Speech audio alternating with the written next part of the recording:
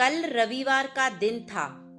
घर के बाहर अखबार पढ़ने के बाद राजेश जी बरामदे में बैठे रेडियो पर गाने सुन रहे थे। एकाएक उनके कानों में इकतारे की धुन के साथ साथ लोक संगीत के बोल घुल गए। आंखें खोलकर उन्होंने आवाज की दिशा में देखा। दरवाजे पर खड़ा एक बूढ़ा याचक कुछ गाते हुए इकतारा बजा रहा था। वह दरवाजे तक गए और उसे वहीं बाहर बने चबूतरे पर बैठने के लिए कहा। बहुत अच्छा गाते हो, कहां से हो आप? उसके बैठते ही उन्होंने सवाल किया। बहुत दूर से हैं बाबूजी, हमारे पुरखे अपने जमाने के बहुत बड़े लोक कलाकार थे, बस उनसे ही थोड़ा बहुत सीख लिया है। बूढ़े ने इज्जत मिलते ही अपना परिचय दिया। तो यहाँ शहर में कैसे? राजेश जी ने अगला प्रश्न किया।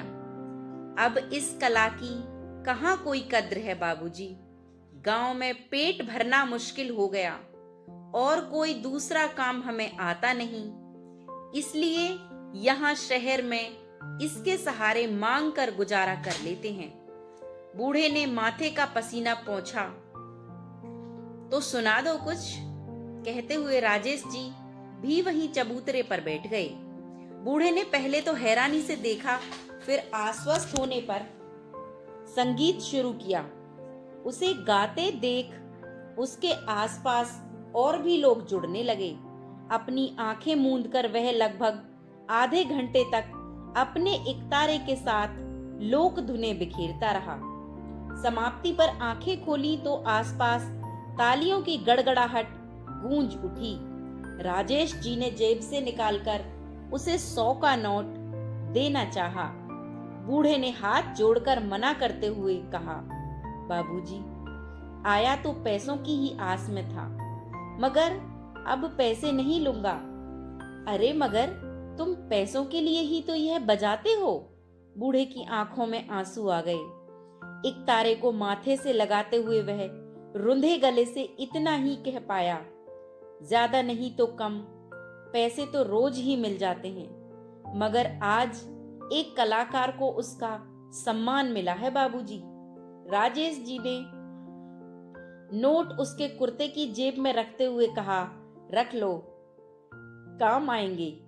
और हाँ, अगले रविवार को भी जरूर आना। बूढ़े की आंखें बता रही थी कि सम्मान का ऑक्सीजन मिलते ही उसकी मरती हुई कला उसमें दोबारा जीवित हो रही थी।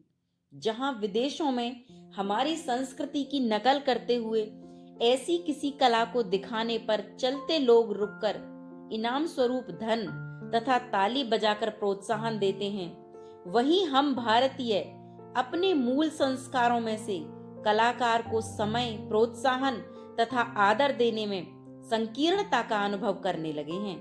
ध्यान दीजिएगा, सच्चा कलाकार सम्मान का भूखा है, धन का नहीं। जय श्री राम। जो प्राप्त है पर्याप्त है, जिसका मन मस्त है उसके पास समस्त है। कहानी अच्छी लगी हो तो लाइक करें और चैनल को सब्सक्राइब जरूर करें। धन्यवाद।